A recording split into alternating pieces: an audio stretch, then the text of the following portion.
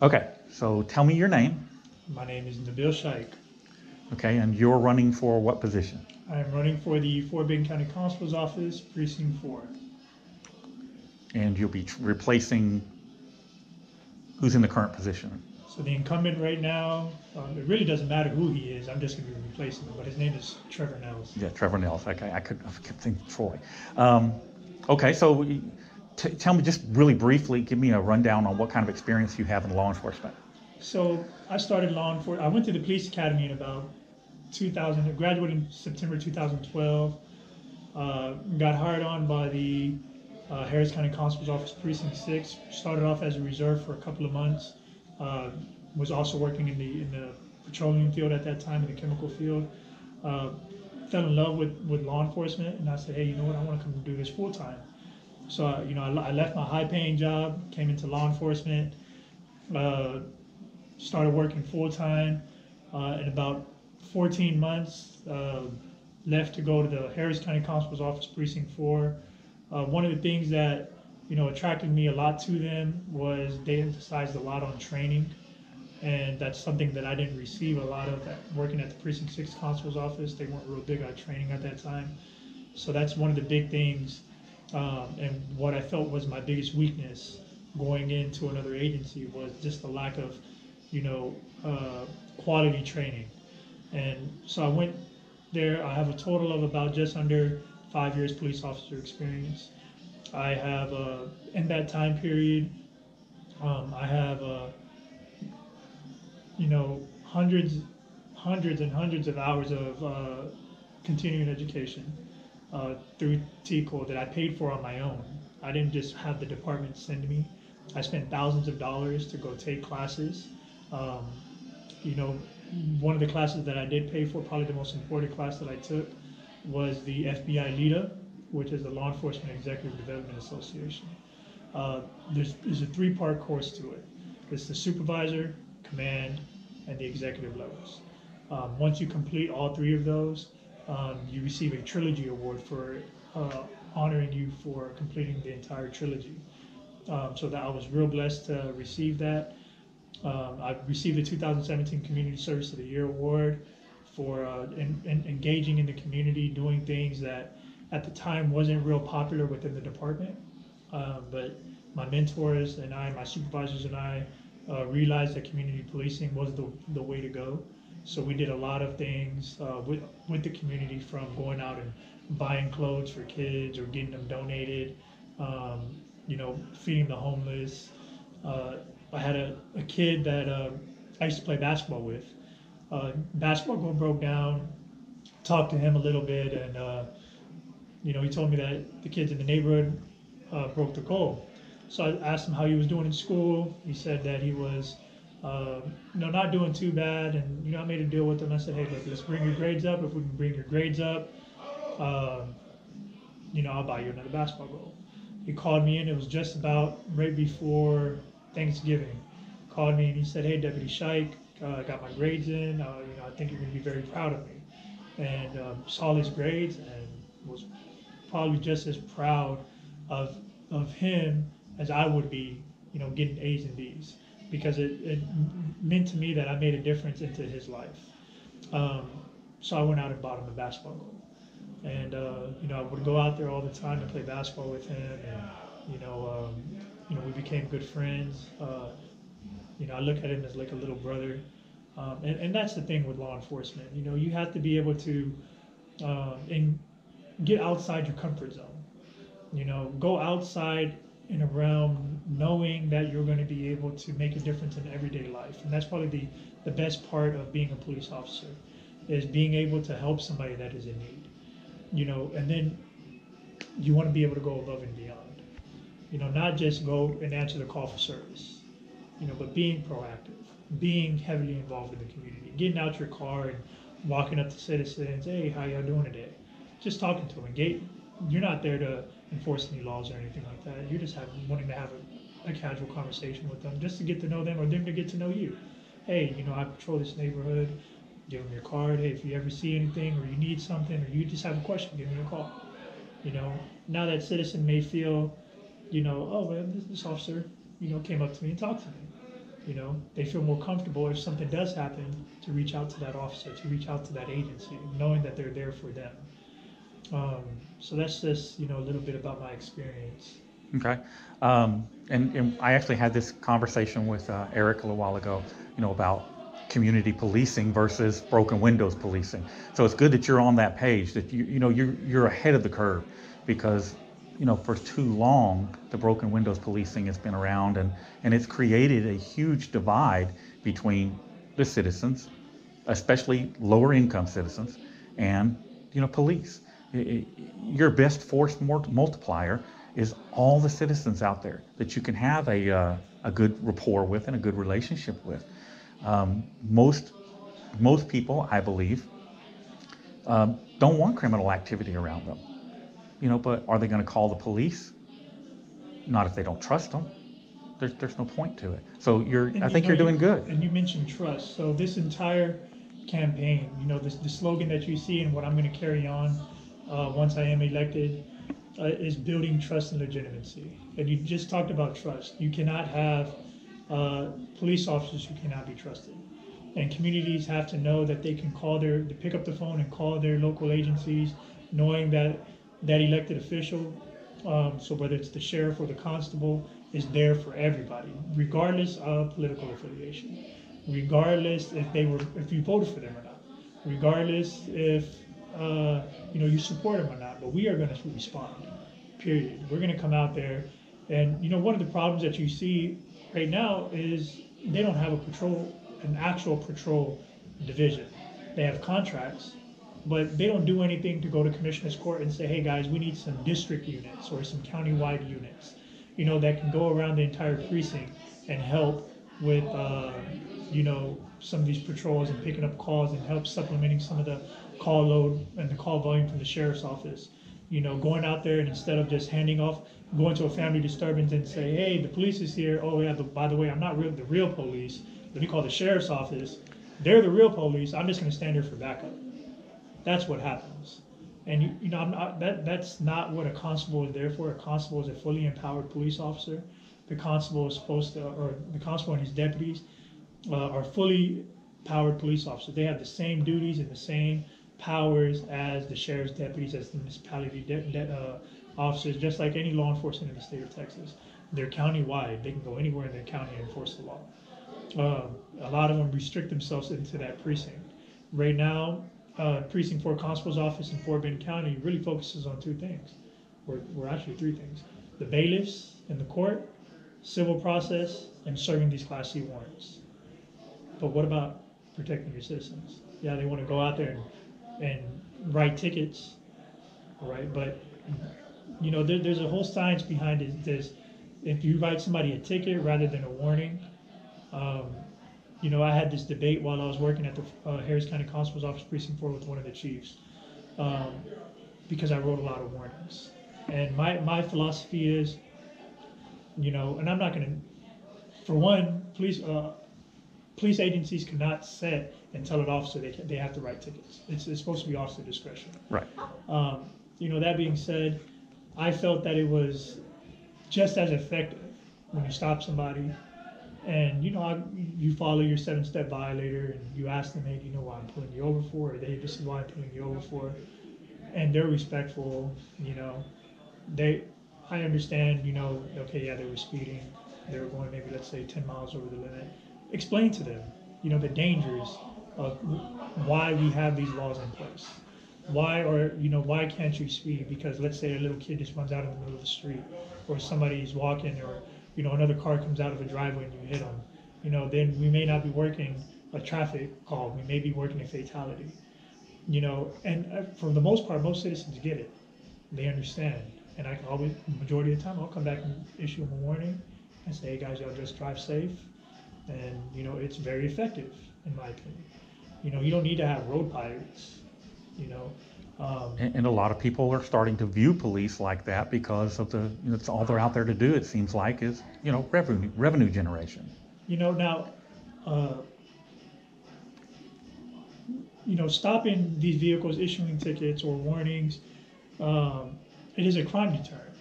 People see you have your your direct and your indirect. So you can have a police officer who stops somebody, basically knowing that, okay, man, I shouldn't be speeding, I just got stopped. But indirectly, these cars that are driving by that know that this officer just stopped somebody, they're going to slow down because they know, hey, I can get stopped too. Right, and they don't know if you wrote a ticket or not. Exactly. And so traffic enforcement is great. You know, I live right off of the Grand Parkway, but at nighttime, you don't see the constables out there.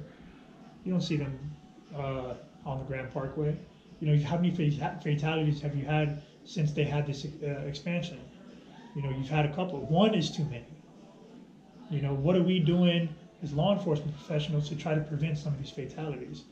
What are we doing, you know, to get officers on the road? A lot of it comes with, you know, I understand, you know, his budget may be constricted a little bit because that budget is authorized by the Commissioner's Court. But you just don't sit there and wait back and say, oh yeah, I'm just gonna wait to see what you give me. No, go and present them factual evidence. Hey, this is why we are asking for what we need. And I learned that working in Harris County. You know, working for at the time, Constable Ron Hickman, because he would go to Commissioner's Court with the whole PowerPoint and show them, this is why we need this. This is why we need cars. This is why we need this. And it was a very, he pulled stats. And that's how I am. I'm a real big guy when it comes to stats and analytics. And, you know, I feel I'm very confident that, you know, I'll be able to get some of the work done that the current constable is not able to do. You know, one thing I will say, I have issues with Ron Hickman. I helped to get him out of the Harris County Sheriff's Department. But one thing I will give him is when it came to training, he put that high on the list. And I think that if you're doing the same thing, I think that is a wonderful thing, because of all the issues I see in the field, the two biggest among them are, number one, lack of training, and number two, an officer who cannot take his ego out of the equation and gets upset and does the wrong thing. Yeah, and you know, also when it comes to training, you gotta go above and beyond, you know, just what the state mandate is. So the state mandate, when it comes to training, is 40 hours for every 2-year cycle. You know, what really are you going to learn in 40 hours worth of continuing education? Over 24 months. You know, exactly. So much things change. You get 2 brand new iPhones that come out in a 24-month period. You know, so if you have technology that is changing that rapid, shouldn't you be training the same way? You know, some of these criminals that are out there are actually training to hurt these police officers, you know? But what are you doing as a police officer to protect yourself, to make sure you go home, to make sure that if there's a bad guy trying to impose their will or threaten a citizen and you're responding, what are you doing to protect yourself and to protect that citizen and safely make this arrest? You know? And that's why I'm a real big advocate for jiu-jitsu for police officers. Jiu-jitsu has taught me a lot. And, you know, there's a lot of places, Henzo Gracie in Sugarland, that offers 6 months free training for police officers. You know, there's a lot of places that are out there that do it because they want to protect our law enforcement officers. So they're not just quick to use deadly force, because deadly force should be your last option. You know, it is on the use of force scale. You know, obviously verbal judo, sometimes that doesn't work, so you go to your next thing. But before I even have to pull out any kind of intermediate weapons, are you confident in yourself to go hands-on with that individual? And if you do have to, are you confident enough to make that arrest? You know, instead of, you know, getting on the radio, yelling to assist the officer, or, you know, and I'm not knocking any of these officers. You know, I've been in high stress situations. I've been in shootings, or I've been shot at, I should put it that way. So, you know, I understand, you know, but because I went through all of that is where I realized, hey, I need to do more. And that's why I'm running for this position, because I don't want to see, you know, our officers out there getting hurt, our deputies out there getting hurt. You know, we just had an officer in our area commit suicide the other day. You know, may God rest his soul and forgive him for all of his sins. That was Precinct 5, wasn't it? Precinct 5, Yeah. correct. But, you know, nobody knows the whole outlying factor of why that happened. But we do know statistically suicide is one of the highest rates of why people Yeah, well, it's second, I believe. Yes. Yeah. When it comes to officer deaths, well, what are agencies doing to protect these officers? You know, a lot of them outcast them. If they have a problem, they make fun of them. You have other officers that start making fun of them, and what happens? That's the end result. Or they go off and they resort to alcoholism, drugs, you know, going and having affairs, or going and beating on their spouses. So if you can intervene as the constable and say, hey guys, look, we're a family. We're here together. We're going to support one another. All these egos or whatever it is that you guys have, these differences that you guys have, put them to the side, because we're here to protect one another. We're going to ensure that each and every one of us go home safely. And if that means I have to give time off to an officer, you know, for him to be able to take care of whatever issues that is going on in his life, then I'll give him that time off. If I have to put on a uniform to get out there and patrol, I'll put on a uniform. I'm not scared to go out there, and patrol is the funnest part of being a police officer. So I enjoy it very much, just being able to go out there and actively engage in the community and help people, rather than sitting behind a desk and just, okay, I got to do some administrative work. Let me do some of this, or let me do some of this, or I got to go do some campaigning. I got to go do some of this or do some of that. I'd rather be helping these citizens that need my help, because they voted me in, and I work for them. Well, I think a lot of administrators become politicians, and they forget, you know, about connecting with the public when they're out in the field, and so they kind of push that aside, and they just sit in their office and draw their paycheck and, you know, check the boxes, sign off on everything. How do you feel about gun control? Now, I believe that we should have our Second Amendment. You know, I believe that, you know, our founding fathers put it there for a reason, and I believe, you know, I own guns myself, and I believe that citizens should have the right to bear arms. However, there is a need for some kind of reform when it comes to, you know, our Second Amendment, or gun control is what they call it. And it's not really just posing in a complete control on individuals trying to buy guns. A lot of that is just, you know, constables don't make laws. Police officers don't make the laws. We're there to enforce local, state, and federal laws. That's what we are sworn to do. So regardless of what way it is, that's what we're going to do. We're going to enforce the local, state, and federal laws that we have to do. Those are things that our state legislators and our state senators and our congressmen and senators out in Washington, that's what they have to do. You know, we're just going to be there to enforce it. All right. How do you feel about constitutional carry? Like open carry? No, constitutional carry is they're working to get this passed in Texas right now, is so that you don't have to have a permit. Basically, if you're a law-abiding citizen, any weapon you can legally possess. Okay, if you're a prohibited person and you can't possess it, well, that's obviously something different. But if you can legally possess a weapon, you're permitted to carry it without a permit. Currently, you have to, you know, get a permit. Well, I'd have to do a little bit more research on it. You know, to tell you the truth, because I don't really know too much about it. Not up to speed on it. Yeah, so Okay. you know, maybe if I was running for state legislator or something, I'd be able to answer that question right away.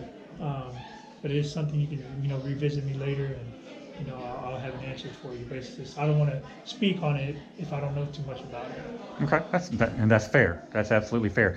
You know, a lot of citizens have this disconnect between, you know, law enforcement and the community because they feel like there's a lack of accountability in law enforcement. You know, how much weight do you put on accountability and transparency with the community when you have an issue with an officer? Well, I'll just put it like this. Let's say you're a citizen and you have a complaint that you want to file against one of our officers. It's not something we're just going to sweep under the rug. No, it's something that we're going to fully investigate, because they're very serious to us. You know, we're gonna look at it at every angle. And you see, one of the things I learned in LEADA, the FBI leader that I mentioned earlier, Mm-hmm.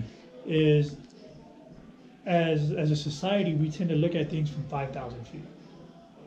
Leaders look at things from a broader angle. They go up to 50,000 feet.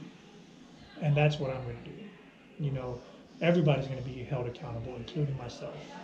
You know, if I say something, you know, to you in this video or in any of my fundraiser events, and I'm not doing it, come to me. Say, hey, Constable, hey, you remember on this day, on February 13th, at this fundraiser event, you said you were going to do this?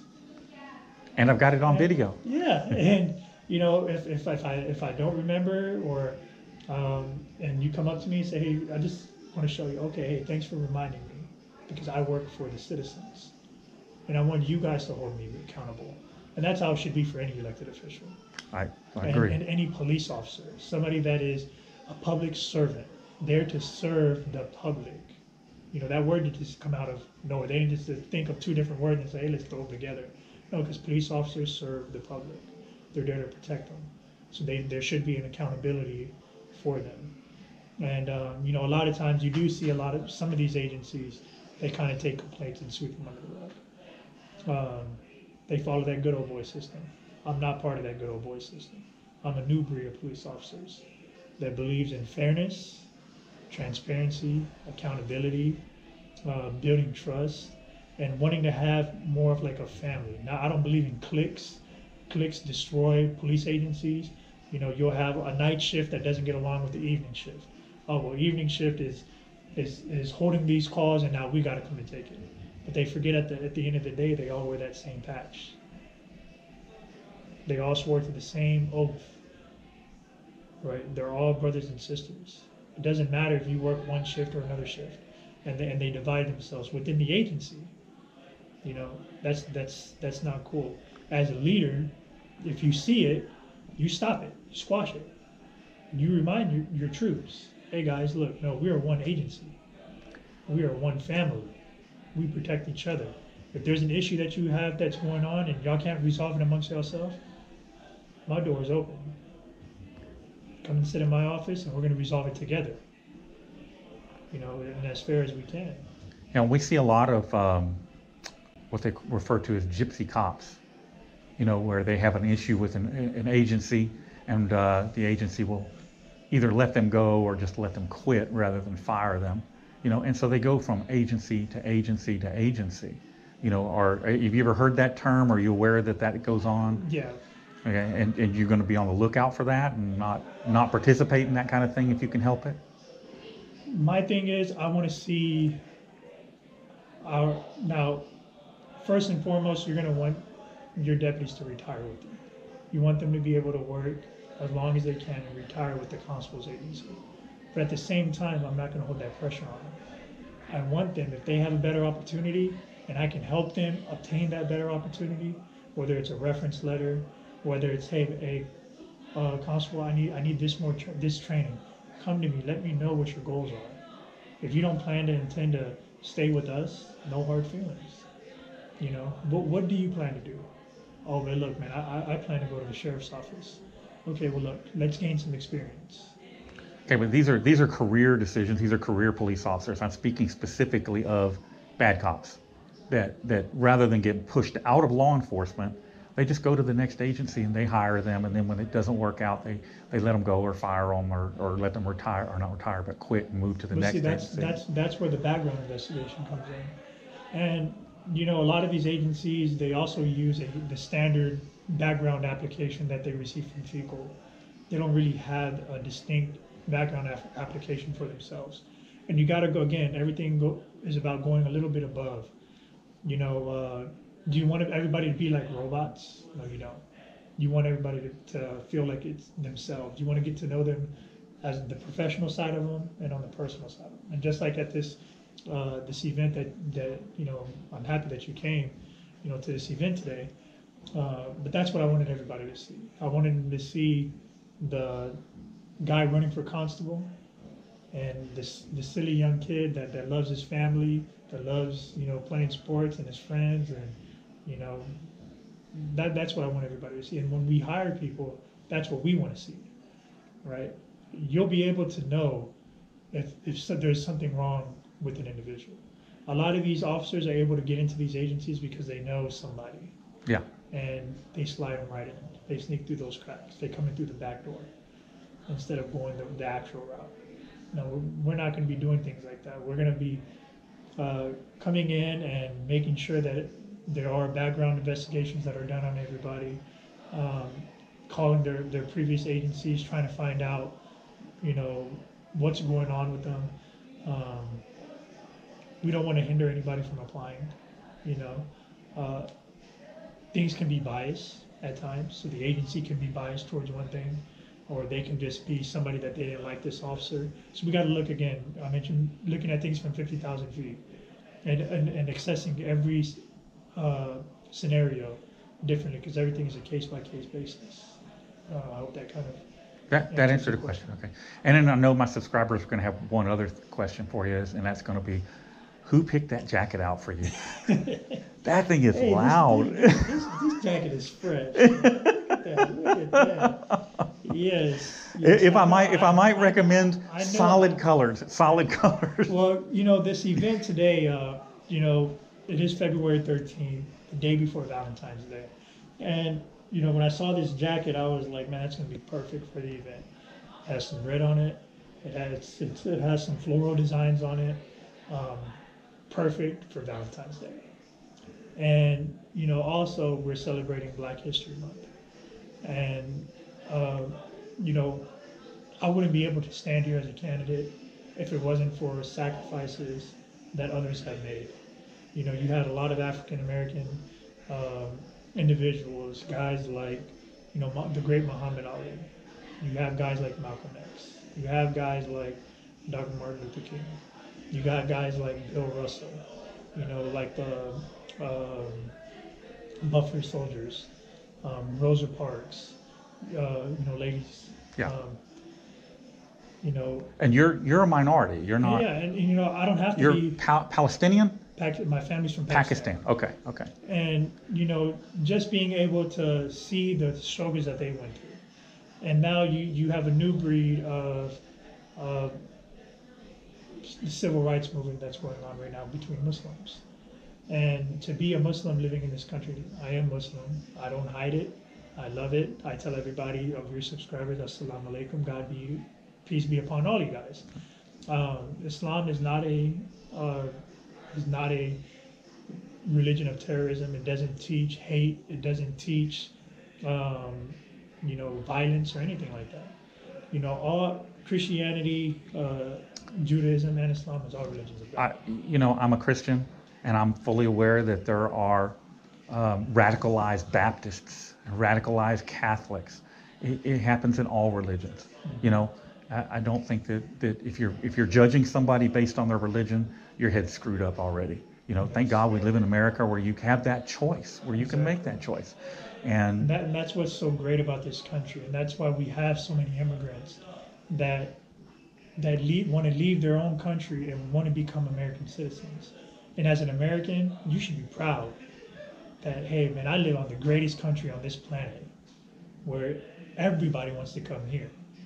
We'll go to these other countries to go visit and, spend some vacation and stuff like that. But at the end of the day, I love Houston. I was born and raised in Houston. I lived a little bit in New York and New Jersey. Yeah. I wasn't too fond of it. I like to visit, but I wouldn't live there. Houston is my home. I've lived here my whole life.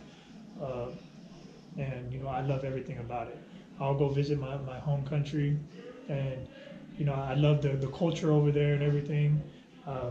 True story, when I got back, was it November 27th or 28th, I want to say, of last year. When I got back, first thing I did, I got off that plane, walked in, went outside, and I kissed the ground. I said, thank God I'm back at the greatest country on this earth. I love this country. And the same here. And you have a lot of patriotic minorities that will do everything for this country. And, I just wish that our country wasn't just as divided. We're as weak as we are. We're weak when we divide. We're real strong when we're together. Look at incidents like 9/11. What happened, when these terrorists attacked the Twin Towers in New York, and what it did for our country. Guys that had differences, what happened? We all came We together. all came together as Americans, loving one another. Patriotism was at its all-time high. Go back even further, Pearl Harbor.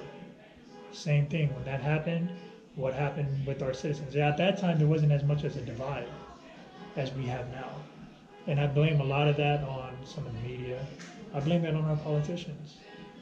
Instead, law enforcement shouldn't be, a political type race, because there is no, when it comes to safety, there shouldn't be politics involved. Safety for law enforcement is the number one concern for law enforcement. And again, that's why I'm running for constable. I'm a constable for the people. I'm going to be a constable that is accessible to everybody, to all of its citizens, regardless what part of the political party that you're on. Yes, I'm a Democrat. Yes, I'm running for the Fort Bend County Constable's office as a Democrat. But I have a lot of Republican friends that all support me, because they support me because they know who I am as a person. It has nothing to do with the party.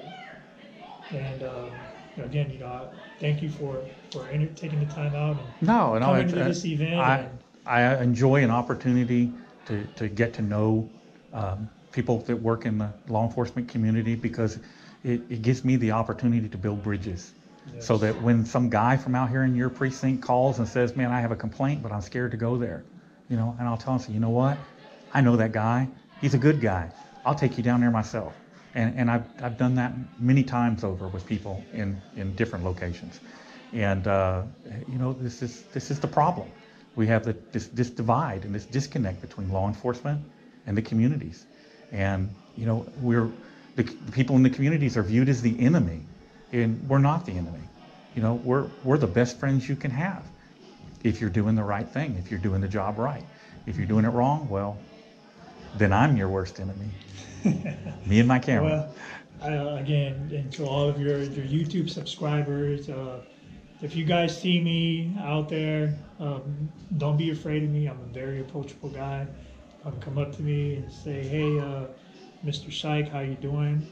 I saw you on this YouTube channel, and I wanted to come shake your hand, and I'll be there and I'll shake your hand. And if you guys want to learn a little bit more about me, you can go visit my website, www.nabilshike.com.